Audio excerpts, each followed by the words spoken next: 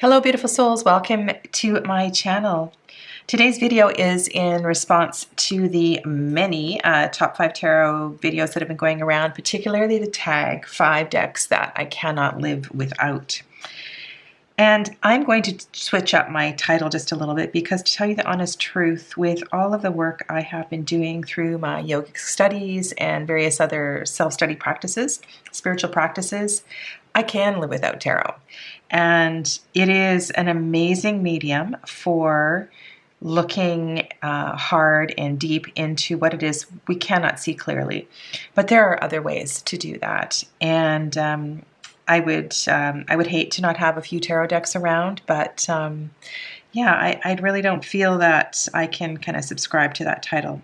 So instead, what I would like to offer up is 5 or a couple more possibly, tarot decks that I want to make sure every single aspiring reader, aspiring professional reader, aspiring tarot aficionado know about, because these decks have really, really touched me. And I think on many levels, they hit the mark so beautifully. So I'm going to start today with the Llewellyn Tarot, which this is a trimmed version of the deck. I have trimmed off the borders and edged it in this kind of antique paper color. I'm not sure exactly which color this is. Sorry, I did it quite a while ago. This deck is my favorite of all the Druid type, Celtic type decks. And I have many, many in my collection. And I'm going to tell you why. So when I started with this deck, it was a little hard to get to know. And at first I did leave all the Welsh names on, because there's the Welsh name as well as the card number on the borders, and I did trim those off. It was kind of hard for me to wrap my name around the Welsh names, and I wasn't sure how important the titles were. And then after some time, I began to explore the tales in the book and to read the guidebook a little further. And I have really, really been enjoying the tales and referring to it over and over again. And it has led me to purchase Legend, the Arthurian Tarot. And I am eventually going to put together a video on the 2 decks because they are illustrated by the same artist, created by the same the books are written by the same person, and it really is a wonderful adventure into the land and into the people and the culture of an era that we can't step into any longer. And so what this deck does is it combines that historical legend, that historical kind of mystery and fantasy and tradition with a very, I'm going to say Rider-Waite-Smith-ish kind of flavor. And the artwork is absolutely stunning. It's mesmerizing. There's lots, like this one here, there's lots of pictures where the waves, you can just feel the froth from the water. And there are no cards in this deck that I do not like. Some of the cards are a little confusing, I have to say. So if you get all of the queens out and the Empress, you really need to have a good look and see who's who. And some of the cards are quite different, but in their own way, they are just perfect. And I love that this deck has taken me into a completely new layer of understanding the tarot, understanding the archetypal mythology that is really important to each and every one of our journeys. And so, yeah, this deck definitely has been a gateway into a new experience with tarot, and I really, really would encourage anyone to kind of adventure into the world of the Welsh tales and so forth, because it really, really is lovely. And if you are a fan of any of the Arthur TV shows, like Merlin and things like that, you're just gonna love the guidebook that comes with this. Yeah, so that is the Llewellyn Tarot trimmed. And then another surprising deck, which is also a mass market deck. And I'm not sure if I said that earlier. I think it's really important that as we're beginning to explore and expand our tarot collections, a lot of these collectors on YouTube, me included, have a large collection of indie decks, which are terribly expensive, you know, $7,500 more dollars, as well as, you know, older decks, which have been acquired through eBay or gifting or various things. But these mass market decks, there are enough of them that are accessible and just truly, truly amazing. And so I want to make sure that these decks are out there and known by everybody. This is Tarot of the Sidhe. Also, I trimmed this deck, and I have spoken about this before. This glyph is very important to the energy of this deck. And when I trimmed it, I did notice that I was damaging the outer circle of the glyph, which if you do energy work, you know, you understand that that kind of is important. But in the end, and I edged it in black, in the end, it really didn't affect the energy of this deck. This was another deck that I came to with a little bit of trepidation. I had a kind of a fearful perception of the Sidhe.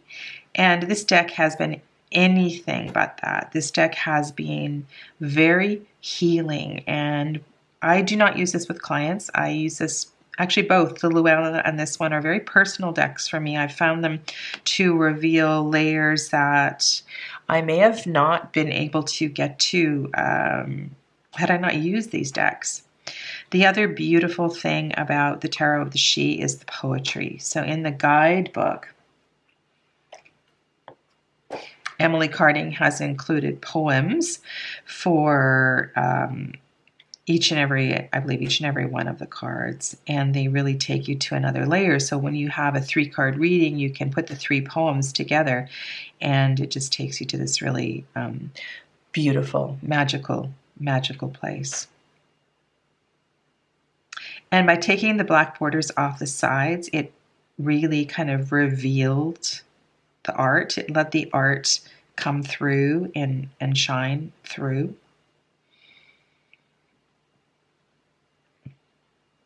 This is not a Fae deck, or it doesn't, I don't know a lot. I don't know enough. I don't have enough personal experience with the Fae, but this feels much like the Llewellyn. This deck really gets to the heart of what's going on. There's no messing around with what needs to be focused on, but I should say, and it is at the same time gentle. So those are 2 words that don't normally go together. But yeah, and of course some of the titles have been changed. But once you get to know the suits, so Dancer is the suit of air. And there's a beautiful phrase on every single card, which makes this deck a little easier to start with, because of course you've got different suits. And the key phrases are just really, really beautiful. And of course I love the dragons. There's something about dragons. There's something about whales. There's something about this this kind of magical history of the ancient, not ancient, but another time and another place. So let's kind of go in another direction. This beautiful bag, I believe, is one of the ones from Lava Studios. If you've never purchased one of their bags, they're just, and you are ordering cards, I highly recommend it. They're very, very well-made, beautiful, beautiful fabric. It has, I guess it's polyester, but you know, that sheen, that silky lining, and then the velvet and the other fabric on the outside. They're really, really nice bags. Another mass market deck. This is the Shadowscapes Tarot, which I've never edged in silver and needs to be done.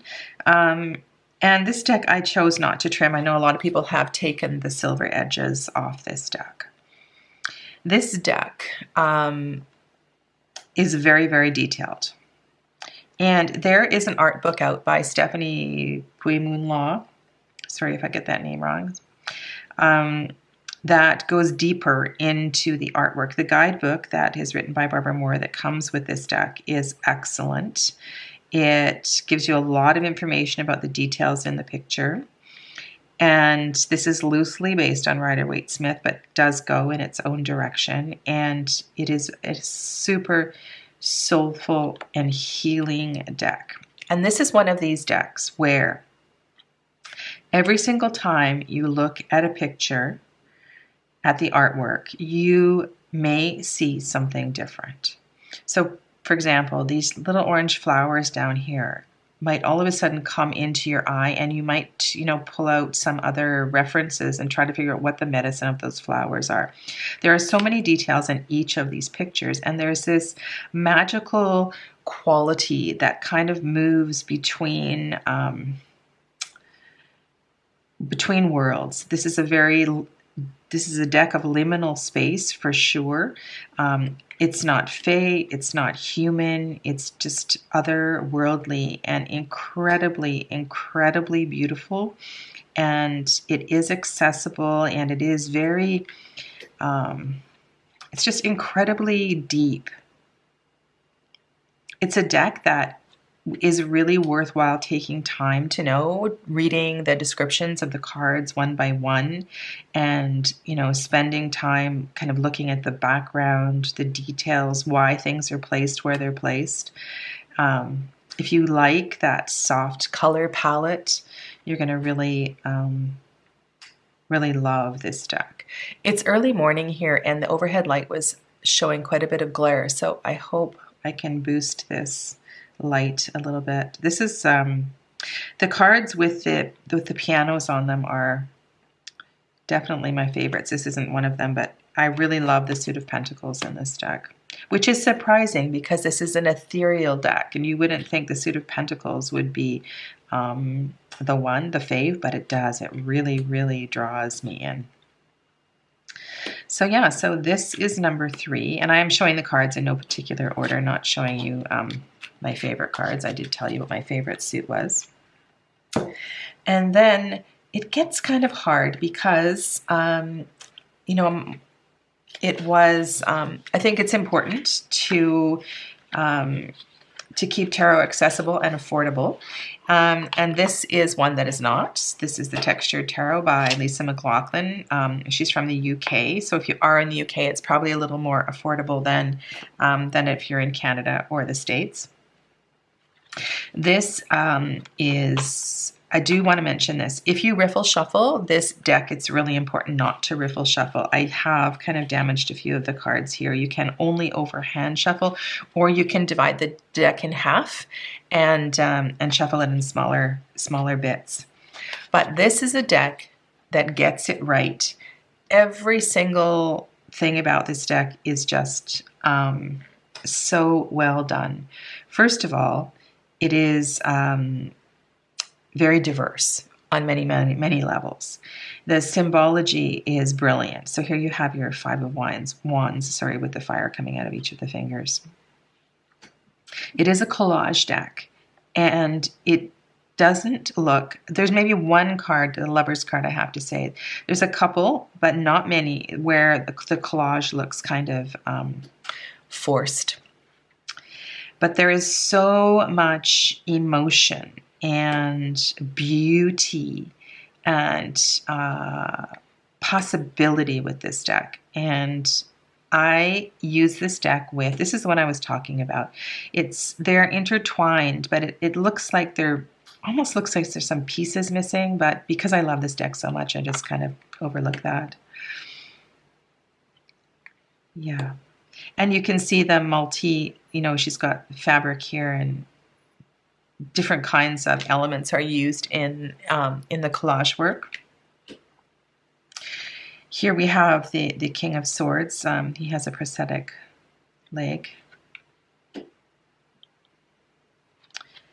Yeah, some of my favorite cards are the Queen of Pentacles, for sure. She is absolutely magical. And look at this Death card, right? Super simple, but it has that sense of peace.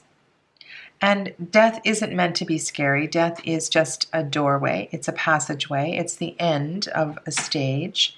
And when we let go and move on, if we are clinging to the past and we are fearful and not willing to move forward to that kind of next stage, fresh and clean and clear, then there's going to be a lot of residual samskaras that come with us. And so I like the reminder that this needs to be a peaceful part of the journey. And this Four of Swords is also one of my favorite cards. So beautiful. Yeah. The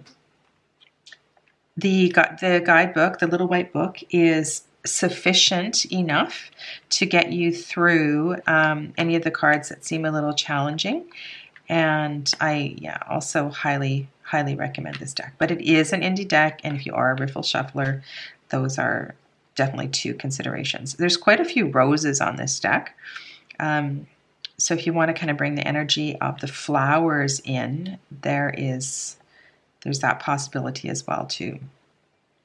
And the last thing I wanted to say was this deck would appear to be have a more feminine element because of all the flowers. I don't know if that seems like so stereotypical thing to say, but it reads really well with men, with male clients as well too. The pages are excellent in this deck too. This is the Page of Pentacles. This is the Judgment card, Realization. This is a card that I could stare at for a long time. And the Page of Wands is another favorite card. There she is. She's just so playful. This one reminds me a little bit of the Osho Zen Page of Wands, and I think it's really important to get this energy out of the Page of Wands. So yeah. So that is the Texture Tarot by Lisa McLoughlin. It is an indie deck, and it's available through her website or through her Etsy shop. And then I have to choose one more. And I'm going to go back to mass market because, like I said, I think that's really important. This is Tarot of the Hidden Realm.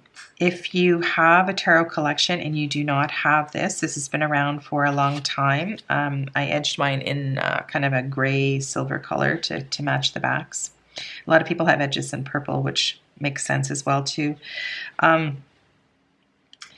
This is a close-up view of a version of Fae, and it is highly elemental. And if you like that energy of nature and working with the elements, you're going to love this deck. It is, it's just luscious, really luscious. And the fact that it is so close up at first might appear a little challenging. The aces all have animals on them.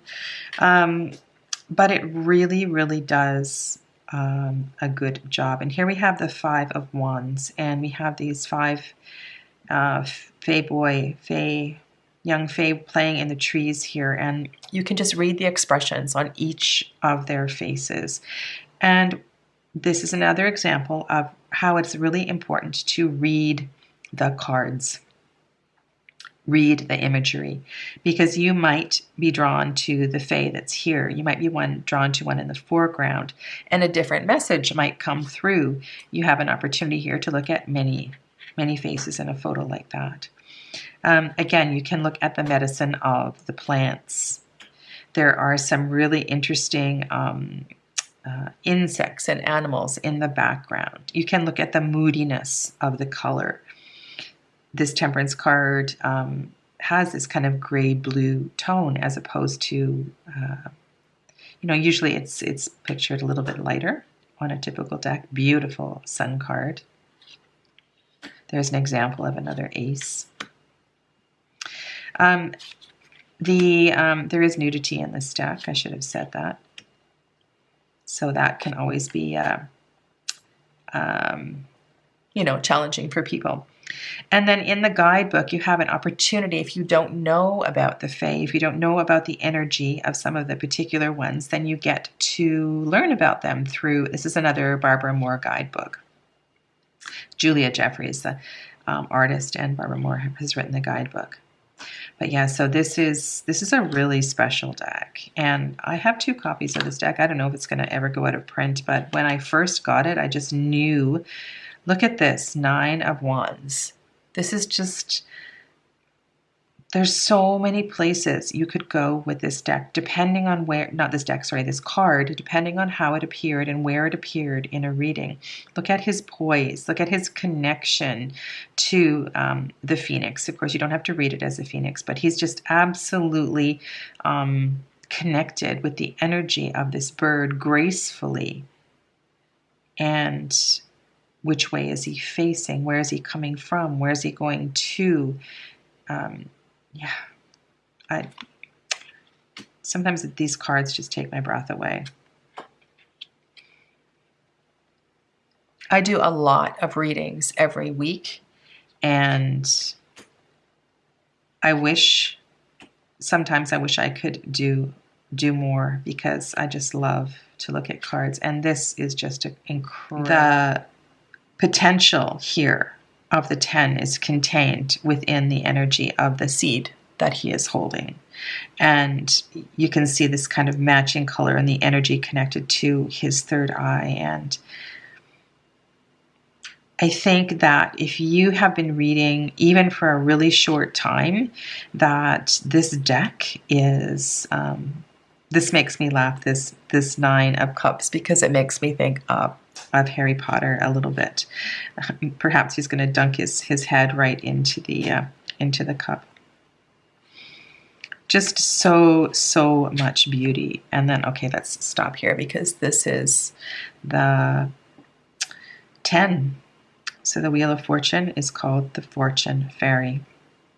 And just a myriad of directions you can go with this card, right? You could go with the medicine of the dandelion. You could look at the youthful energy and how the young have a more optimistic perception of change and aren't as easily affected by change as when we get older. Plus a million other ways you can go with the card. But yeah, so that is Tarot of the Hidden Realm. And I'm not going to tell you what the other 2 cards are. Let's just end, other 2 decks. Let's just end with that today. So thank you very much for watching. And as always, I look forward to reading your comments. And please let me know what is your top deck that you would definitely want to share with anybody that was kind of learning tarot and beginning to expand their tarot collection. Stay well, my friends. Namaste.